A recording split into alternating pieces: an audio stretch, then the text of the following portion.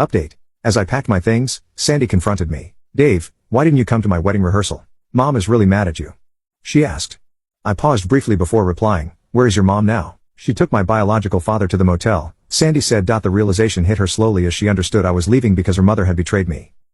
I saw the look of horror on her face when she realized she had forgotten that she had asked me, the only father she had known until last month, to walk her on her most important day. I was sure I would hear an apology for this and that it would prompt her objections. I was wrong. Instead, she confirmed her superficiality by trying to justify it all. Yes, Dave, you met my biological father. He means more to me than my life. You have to understand that he came back into my life just last month when he found out I was getting married, and it was so wonderful, with his flashiness and how he spoils me, buying me everything I look at twice. He's just... well, what can I say? Both of us, well, Mom too, I guess, just assumed he'd walk me down the aisle. I'm sorry I forgot that I had already asked you. It's just been like a whirlwind since he came back. Which swept you off your feet, didn't it? Yes, that's exactly what he did. Admit it, he just oozes charisma. I was recently telling Mom. She stopped when she realized what she was about to say and to whom she was about to say it. Her face was always like a shallow pond where even the lightest breeze ruffled the surface, soon replaced by a new gust of wind. Now was no exception. Emotion after emotion flickered across her face as I realized how completely she had ignored me over the last month. I watched as she processed this. I even think I saw the exact moment when she realized her mother had been just as bad. All I had heard in my own house for the previous month was, John did this or John said that. I had tried to show them how angry I was about all of it, but none of it was noticed. They were too far under John's spell. Yes, I saw his charisma too. I could understand why he was such a good salesman. What I didn't do, unlike my wife and stepdaughter, was fall under his influence. They were completely blind. When I pointed out his broken promises, 3 times, the last straw was 4 days ago when I found out I wouldn't be walking Sandy down the aisle. This revelation came only when I overheard them talking about who would be where in the church. My name wasn't even mentioned. Instead of deciding to show up and hope there was a place for me in the front pew, I started packing my things. I thought I would gently start to prepare Sandy so that future revelations wouldn't shock her. You do realize he's still a lying cheat, don't you? You know he's the same scumbag who abandoned you and your mom 20 years ago, right? He left you both back then, and as soon as he gets what he wants this time, he'll leave you again. Oh, don't be so bitter, Dad. Dave. Yes, I'm sorry I forgot to tell you that my biological father would be walking me down the aisle. That's my fault, not his. You can be mad at him and call him all sorts of nasty names, but what proof do you have that he's still a womanizer? I thought through my answer once more. I feared what the response to my next question would be. I knew my 20-year marriage was dead. Had I also lost my daughter? Well, in for a penny, in for a pound, as they used to say. Where is your mom? I didn't have to hold my breath for long. Sandy's eyes left mine for a long pause, then they continued to dart back and forth as she asked herself how deep my question went. Had I intentionally linked my question about why I thought her biological father was still a cheat with where her mother was? Without a doubt, Sandy knew. The execution was left. Whether we end our 20-year relationship in a pile of lies or preserve the memories of mutual respect we can still hold on to.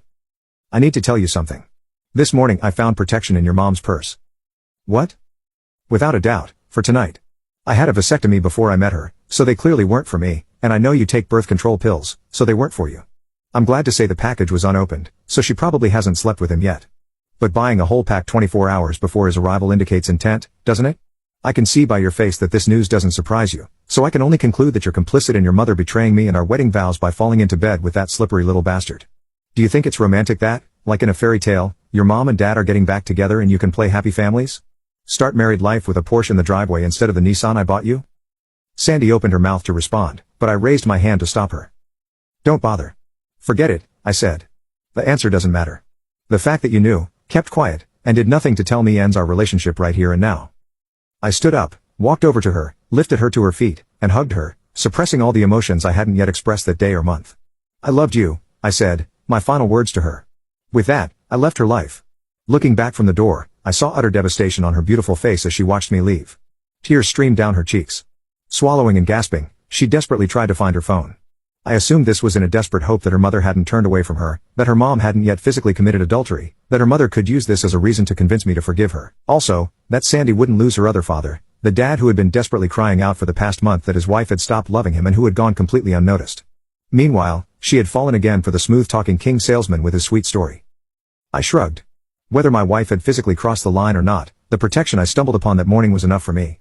Initially, I had planned to move out temporarily to demonstrate the extent of my dissatisfaction with the events of the past month.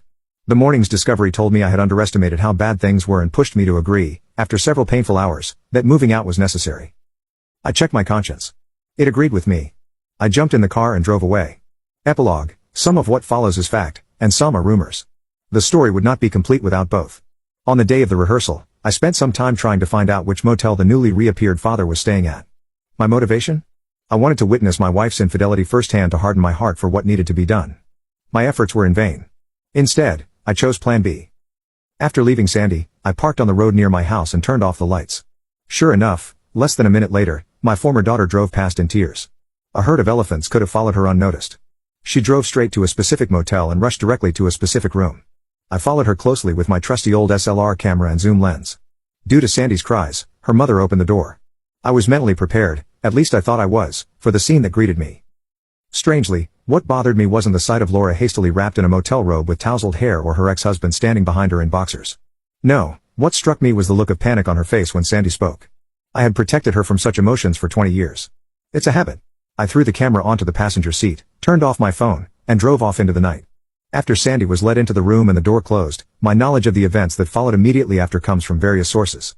The wedding did take place the next day, but at 6 p.m. instead of the scheduled 10 a.m. first, they had to find the bride's mother. She spent the night desperately searching for me and fell asleep exhausted. Then precious time was spent looking for the bride's biological father, but he had disappeared, as I told Sandy. Once he got what he wanted, he left. I really wondered about his motivation for all of this. My research showed that he and his second wife never had children. Perhaps he wanted to experience walking his child down the aisle. Some people just like to collect life experiences, I guess. He saw that Laura was still an attractive woman and wanted her, or maybe it was just an egotistical trip. Being a self-centered person, he simply turned on the charm and pursued her until she gave in, just as I warned her he would. When things got serious, he left. It might have been the most expensive sex of his life. Even before he could get back home, several photos were sent to his wife's mailbox. She left him using their prenuptial agreement. In the end, she continued to run her father's company without him. There were rumors that a week or so later, he was found badly beaten in some alley. It was said that his father-in-law always took care of his only daughter and never liked scum. By the time the wedding party realized he was gone, the vicar had kindly rescheduled the ceremony to 6 p.m. I will never know at what point Laura discovered that all the seams on the dress she planned to wear to the event had been torn. It would have fallen apart in her hands, just like our marriage did because of her actions. I ignored all contact from Laura and Sandy. They flooded my voicemail with pleas to come back, but that bridge was truly burned. As expected, Laura left a long message saying she had just entered John's motel room after dropping him off and all they did was talk. The protection in her purse was intended as a novelty at the front desk. 2 photos emailed to me clearly showed this was a lie. In the first, she stood in the motel doorway, exposing her left breast in a hastily tied robe. The second was an enlarged shot of the same photograph, highlighting what was almost certainly a half-dried seed covering the hair on her bangs. A simple sorry prompted me to ask her, for the sake of preserving our memories, not to contact me again. She mostly respected this, and now she just occasionally sends me well wishes. Family gossip tells me she has had a hard time moving on and is still not seeing anyone. I made a minimal offer for the divorce, and she gladly accepted it. I stayed at my younger son's house for a while, with my car hidden in his garage. He and my older son also refused calls from their stepmother. They saw how much I was hurting. Sandy's new fiancé successfully tracked me down, and I agreed to talk because I liked him.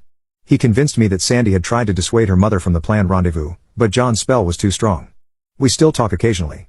Apparently, the relationship between mother and daughter remains strained. I'll never know if Sandy blames Laura for losing both her fathers or if her new husband keeps his mother-in-law out of their home. I will probably forgive her one day.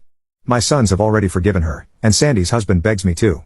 If the pain weren't still fresh, I might have been devastated by the story of Sandy walking alone down the church aisle while her mother, already seated on a pew, watched exhausted with tears still sludging her makeup. The groom couldn't remember if there were 1 or 2 empty seats next to her in the front pew. In any case, my interest was purely academic. Between the planned and actual weddings, he significantly influenced Sandy's actions and thoughts regarding her mother's mistake.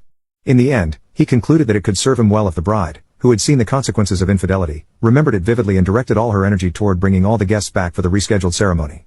However, rumors spread, and it was evident that Laura lasted less than half an hour at the reception desk. Accusing glances from both sides pierced her soul.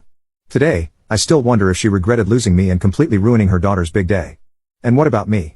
I wallowed in misery for several months, completing the grieving process but fearing I would never trust a woman again.